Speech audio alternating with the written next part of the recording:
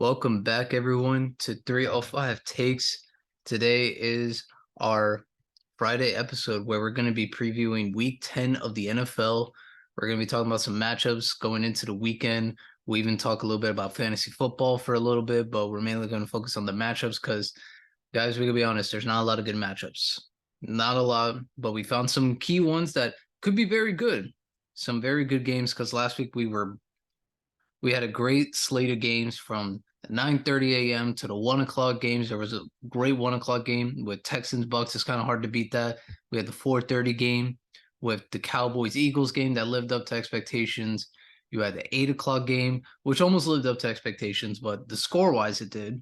And then Monday night, obviously, Monday night was not that great. But let's get to it. Myles, we're going to start off week 10 with a very, very interesting matchup where we got at 1 o'clock. We have the 49ers and the Jacksonville Jaguars. The 49ers are coming off of losing 3 straight games after going 5-0, and the Jaguars are 6-2. Their play hasn't been 6-2, but they're 6-2 at the end of the day. So, who do we like in this matchup? So I think this one is going to be one of those games where it depends on what the final injury report looks like, because we obviously saw how Brock Purdy looked without Debo and without Trent Williams, and that was not a pretty sight. And I honestly thought it was pretty interesting that Joe Burrow had the best performance that he's had all season against Brock Purdy. It was almost like, all right, let me show you how a real quarterback does things over here. And I'm very interested to see how this game goes, because Jacksonville is a team where I still think most of us are like, all right, are they for real? Like, they won those 2 games in London, then they beat the Steelers over here. They won that weird Thursday night game over the Saints. So like, that's 4 of their 5 wins. So it's like, all right, do we really believe in this team? And that's after what they did in the playoffs last year. And they have, I think, the talent to win this game. And if they beat the 49ers, it'll be definitely a talking point for us on Sunday when we record. And I also think it'll kind of vault them into real contender territory if they can pull out this victory. However, I think it's going to be very, very, very tough, especially if Trent Williams is playing.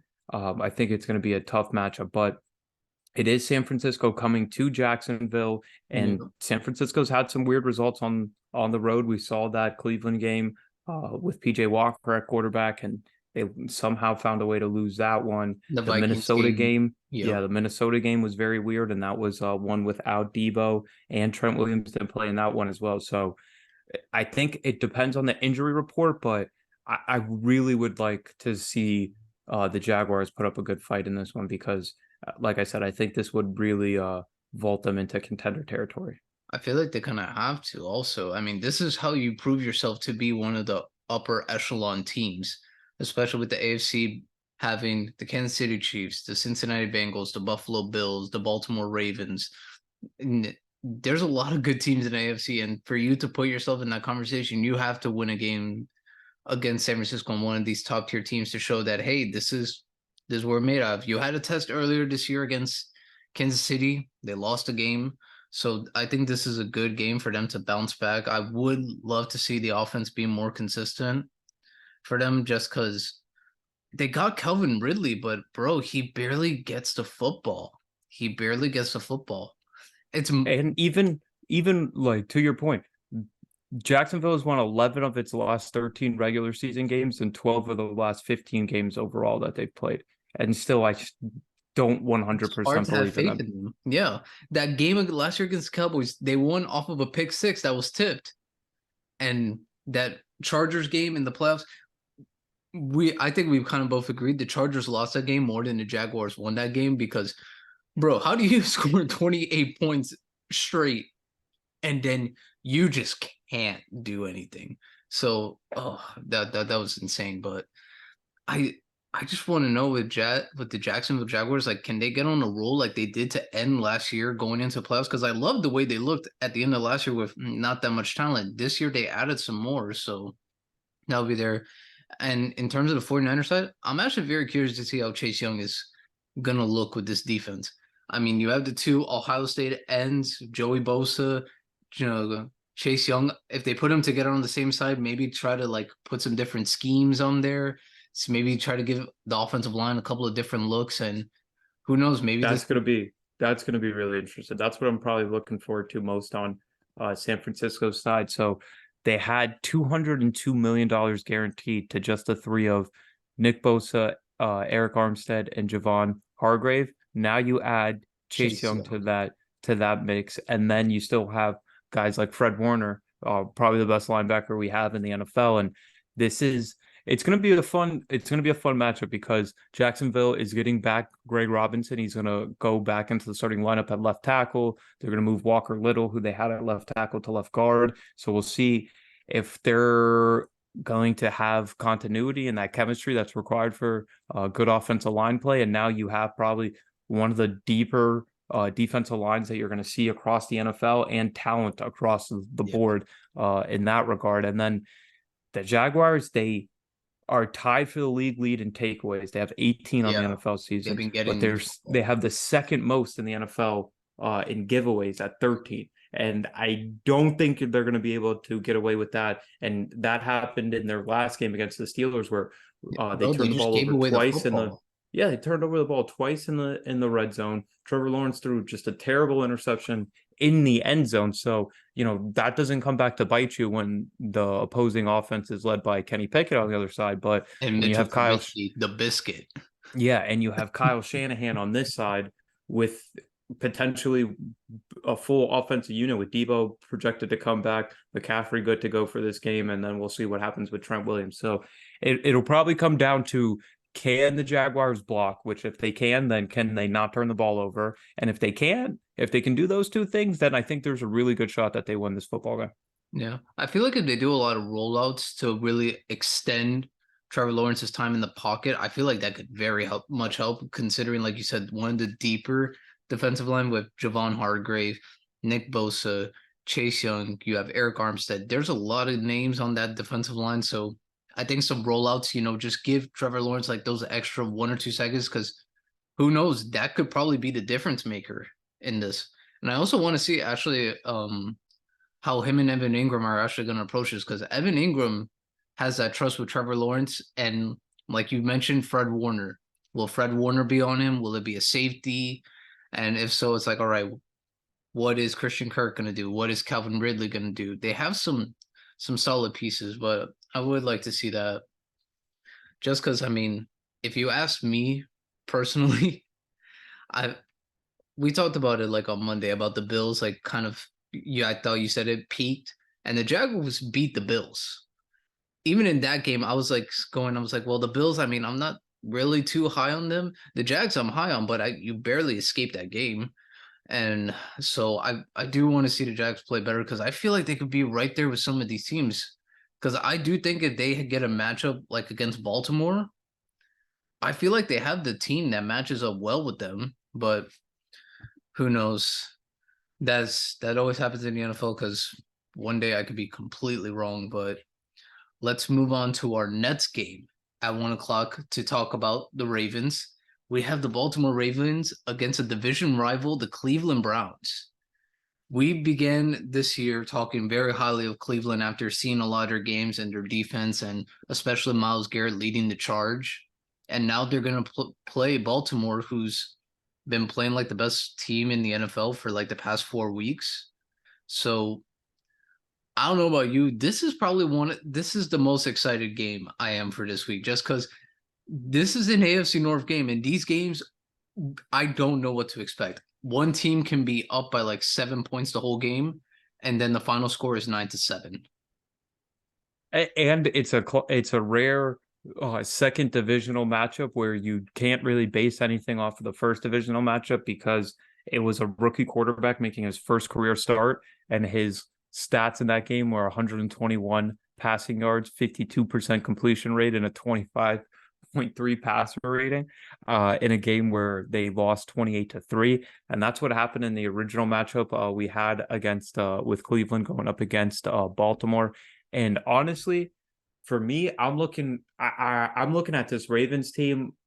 in a completely different light than what I thought at the beginning of the season.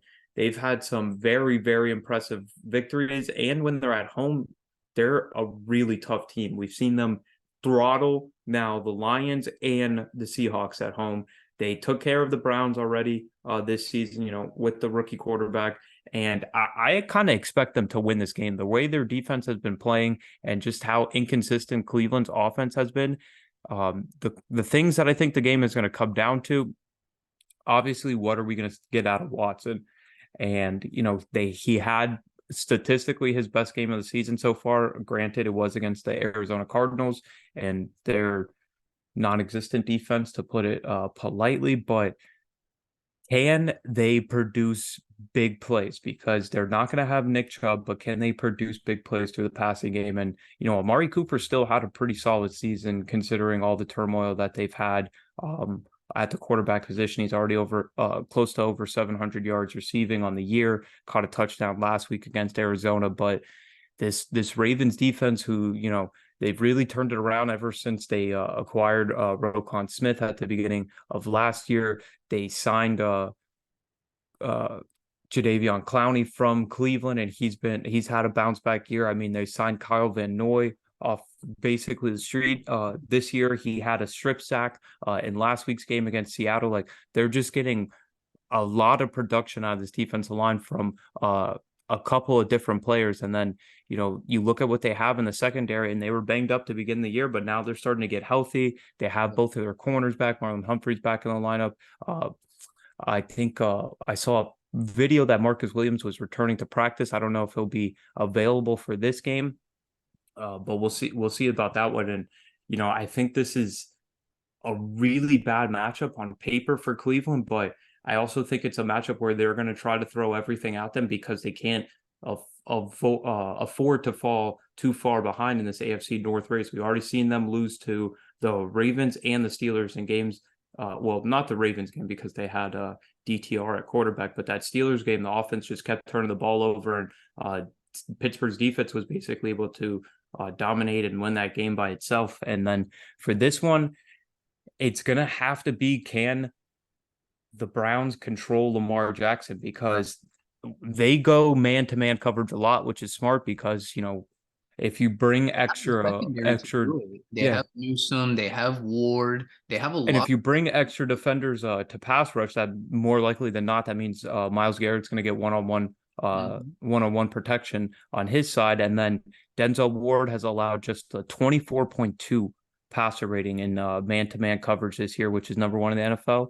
And then the corner opposite of him, Martin Emerson, has a 40.8 passer rating when targeted in man-to-man coverage, which is third in the NFL. So that'll be a key matchup. The only problem is Zay Flowers had, I believe, only just under 60 yards in the first matchup, but he had a 34-yard catch in that one that led to a touchdown. Mark Andrews had 80 yards and 2 touchdowns in the first matchup. So if they are going to go man-to-man, they're going to have to be able to do 2 things. Shut down basically just those 2 guys, because I don't think at this point Odell Beckham Jr. is capable of leading an offense through the passing game to a victory. And after that, what are you looking at? You're looking at Nelson Aguilar, if you can shut down Andrews.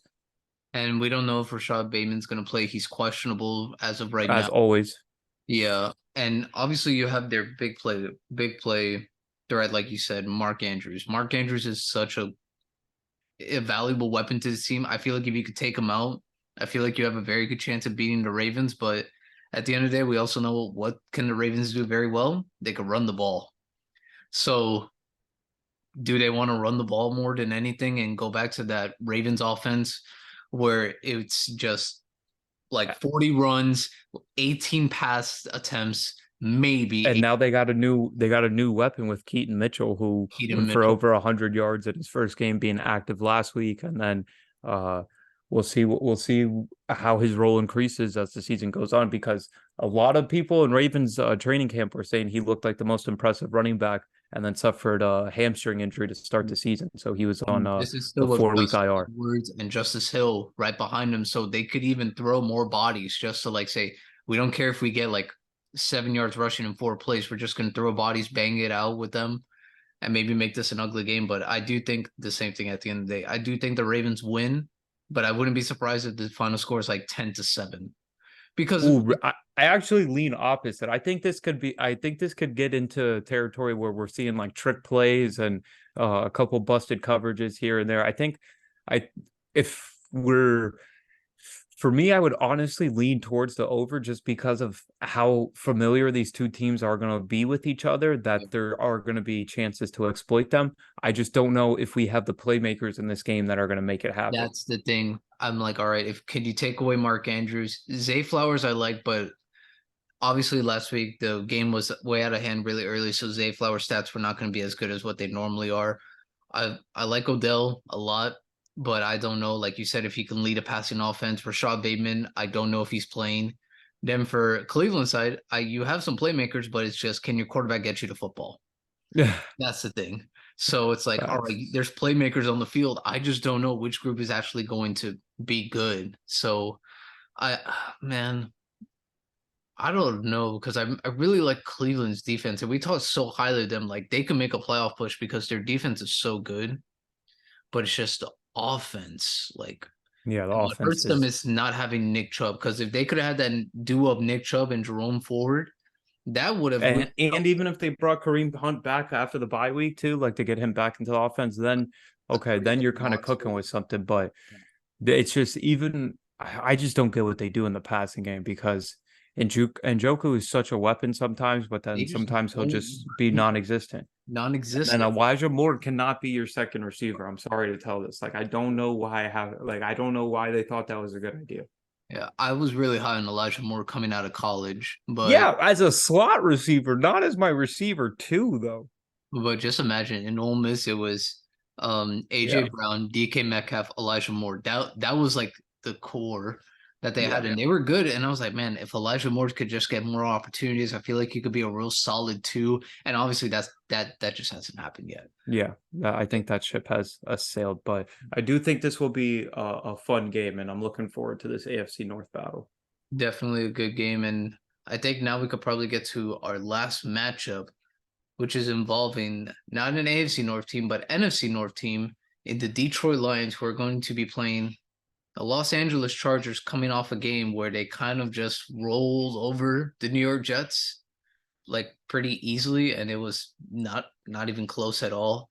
The Jets overall just had a terrible game, but I think we could talk more about this matchup because I do think the Lions want to bounce back. They had a bye week after a terrible game against the Ravens. So obviously they want to make a big statement in this game against a team that made a huge statement on Monday night. Bro, I don't know, man. I just don't trust the Chargers at this point. I like all this evidence of the Chargers, like I just don't think they can win these type of games. Okay, so I 100% agree with you, and I almost want to call a Lions blowout. The only thing that scares me is that it's still Jared Goff because I was really confident in the Lions going into that Monday night game against the Raiders, and for some reason, late into the third quarter, it was a 2-point game, and that's because Jared Goff threw a pick six to Marcus Peters. And it's not even really anything that the Raiders did. The Lions were able to dominate that game. And we saw the Jahmyr Gibbs breakout game that we've all been waiting for. And now they're coming off a bye. They should be getting Montgomery back. This is a really, really good spot for the Lions, in my opinion. And I think, like you said, this is a Chargers team that we absolutely cannot trust. And then second, I just simply think that the Lions are the better team going into this football game. I think they're more dominant, they'll be more prepared, and they're not going to make as many mistakes. That does change, however, when you consider that it is Jared Goff. But two things to consider. Yeah. It's going to be played inside, so we're not going to have to be dealing with the elements or anything. And we saw how many Lions fans were at that Chiefs game. I expect a huge turnout of Lions fans at this Chargers game as well. Everyone's gonna be like, wait, where were all these fans? And it's like, well, it's a Charger game. Like, are you really so shocked? No way team is gonna be the favorite. But I I do like what you said. They are gonna get Montgomery back, which is going to be huge for them. I would like to see them incorporate Jahmyr Gibbs more because he had a great Monday night game. A great Monday night game. Like he was used heavily in the passing game. They gave him a lot of rushing attempts, and I mean, could this be the start of their dynamic duo at running back that we expected kind of the whole year? And then for receiving wise, I would like to see how their playmakers match up against these corners because I just don't trust the Chargers, man. Unless like they get a new defensive coordinator, it's gonna be hard for them to do it because the Jets had opportunities to make plays on that Monday night game. They just failed. Like that's just very, very simple to me because I saw a lot of opportunities the Jets could have marched down the field and do something, but they just didn't. Yeah, And they didn't have the offense to be able to move the ball like that. and they have The a much better Chargers offensive line than the Jets. and the Chargers have given up 286 yards per game through the air. So I think this matchup it lines up perfectly for the Lions in this one. The one thing that does concern me is that the Lions have 21 sacks on the season, right?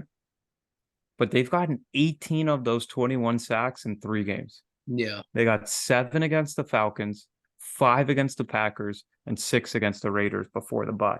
yeah. So it almost is like if you have an above average offensive line, you You should can be able limit to the shut them pressure. out. Yeah, you can very limit Aiden Hutchinson in that defense.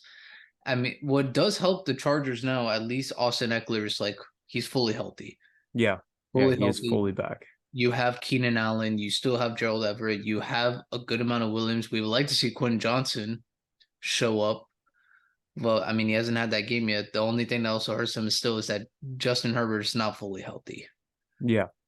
So And I just when it's when they're without Mike Williams and now Josh Palmer is going to be on the 4-week IR, and it's Quentin Johnson who's a rookie, and then it's Gerald Everett, and then it's kind of just random guys. And for Herbert, and as good as an arm he has, we do see him miss on some throws where it's like he's in between on whether he should throw it 3,000 miles per hour or needs to throw it with some touch and some loft on it.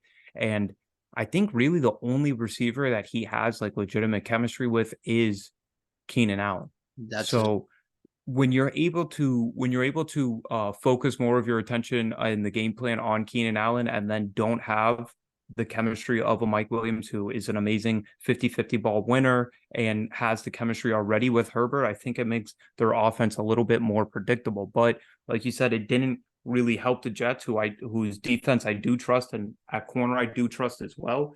It's just I think that was a better matchup, especially when you consider the defensive line versus offensive line matchup in that Monday night game. I definitely think it's not going to be anywhere as near as a stark difference as we saw in that Monday night game against the Lions. So I do think that I'm leaning Lions, and I'm almost Lions by 10 or 12.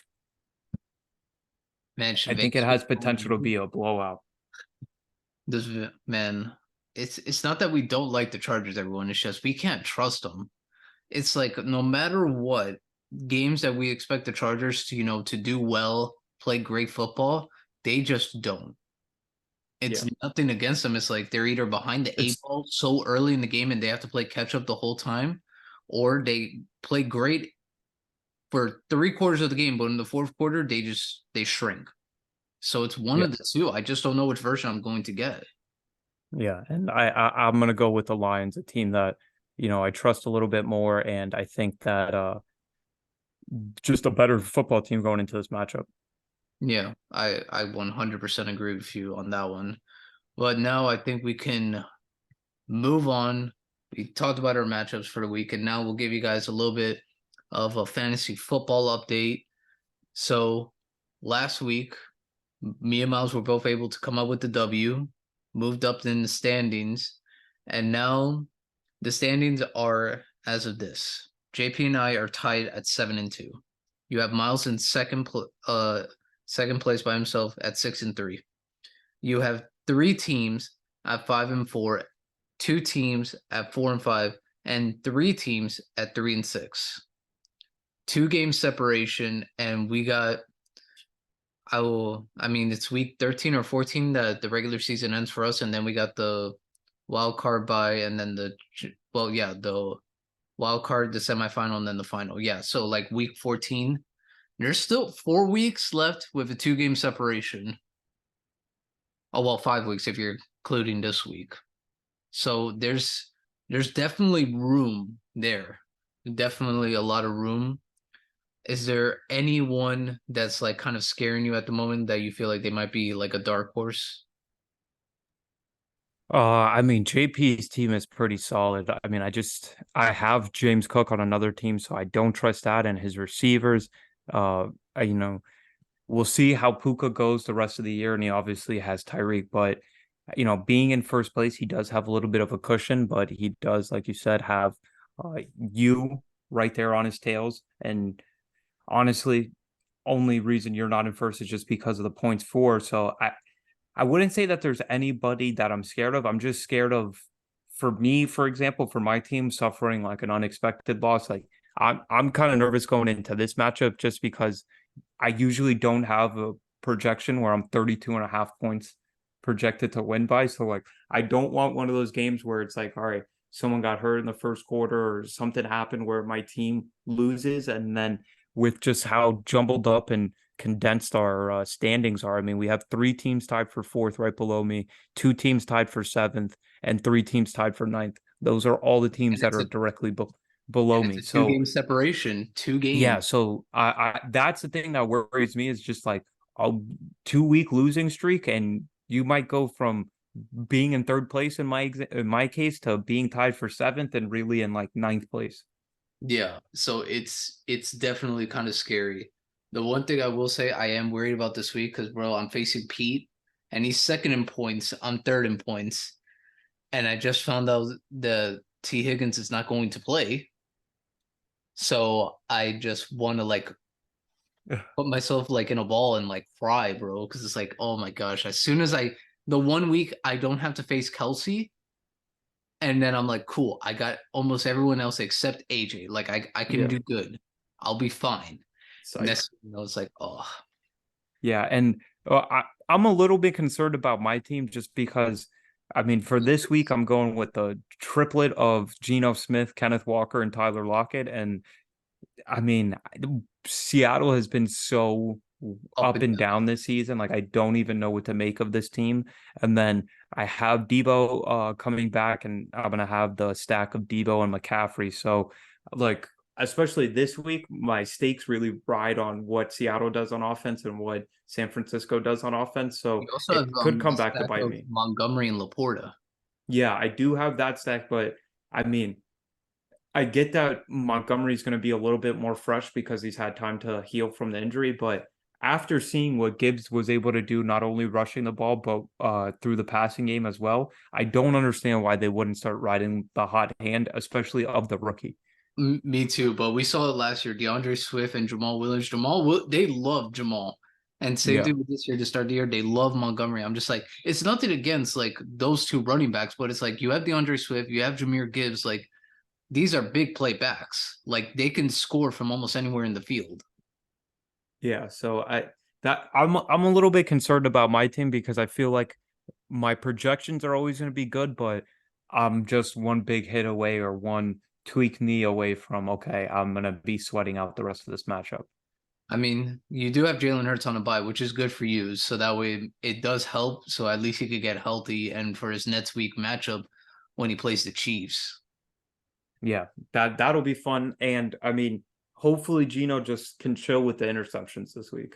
I don't even need him to have a crazy game. Have two I can't touchdowns, afford the no negatives. picks. Yeah, I can't afford the negatives. Get one to lock it and then just put the game on ice with Kenneth Walker. That would be perfect for me. Don't get me wrong, I love the triplets because I had it like last year with Cook, Cousins, and Jefferson. The only thing that always scares me about having triplets or stacked is when they have a bad game, you essentially have two players having a bad game. That's Exactly, like the exactly, fear I always have.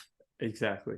And we're like in that situation when uh in that situation when it's like, all right, then they get Hawkinson, it's like, all right, now Hawkinson's eating into what I had with the Vikings, or in my situation, Debo is out. So it's like, all right, now it's gonna be more Kittle. We'll see what Ayuk does. So like that's where the stacking does get annoying. Or like if you had a stack of Burrow and Chase to start this year, then you were taking one on the chin for sure. Taking one on the chin. The one team I would say, bro, if injuries just didn't happen, Bro, Moy's team would actually be so good right now because he would Bro, I feel so bad for Moy. He has the worst luck in fantasy.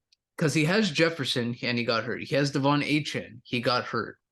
And this would to be the pair with Devontae Smith, who has a bye this week, but he has Pacheco, who's been playing a lot better recently. TJ Hawkinson, he has Chris Olave, Chris Godwin. The Chargers defense, I feel like that could always like be better, but he does have the number one kicker in fantasy too with Dustin Hopkins, who's been amazing for him. Yeah. So I was like, he has a good team. It's just injuries happen because I his record is his current record is 4-5. And if his team was healthy and this was his record, I would tell people like watch out for Moy. I feel like his team Yeah. can be on the roll. And especially like for him, he has three receivers on a bye week this week, and then he has to play me. Like not only the injuries, but like okay, he has Devontae on a bye week, he has Pacheco on a bye week, and oh, I thought he had another one, but like this week he has to go with Godwin, Rondale Moore, and Yeah. JSN. So it's like there's like a lot of boom, but there's also a lot of bust potential with his lineup. Yeah. I mean, the good thing about him, JSN did get a lot of targets last week, so it does help Yeah, him like just where like confidence wise, it's like, all right, he's getting more touches and more looks. So at least he has that with him. yeah.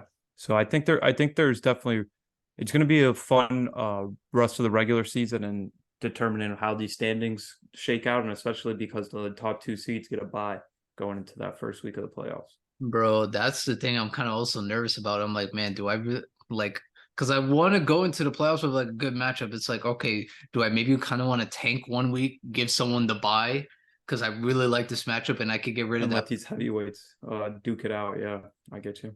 Like, could I get rid of this one person because I like my matchup against them on this week compared to next week? So, Yeah, it's going to be some strategizing as we get through the rest of this regular season.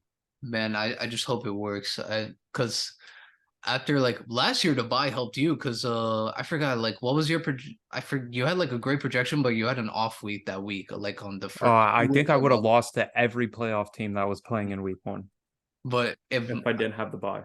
yeah, so that definitely works. And then, bro, I mean, just having the buy is also that sense of security. It's like, all right, I know I'm at least in the semifinal. Yeah, I know this is the worst that can happen. The worst I could finish The is worst. Yeah. worst I could finish. But still, having that bye and then losing your first Oh, playoff matchup is still tough. I know. Ask the Tennessee Titans. Yeah, super tough. Well, guys, that's going to be it for us today. That's our show. We can't wait for this weekend of football. And we're going to be back next week. We're going to try to have on a guest, someone from the league, try to have them talk, see how they're feeling about this season. And then they might do some predictions with us because everyone in here loves football just as much as us. And yeah, that's pretty much it, guys. We hope you guys have a fun weekend and enjoy your football. Until next time. Peace.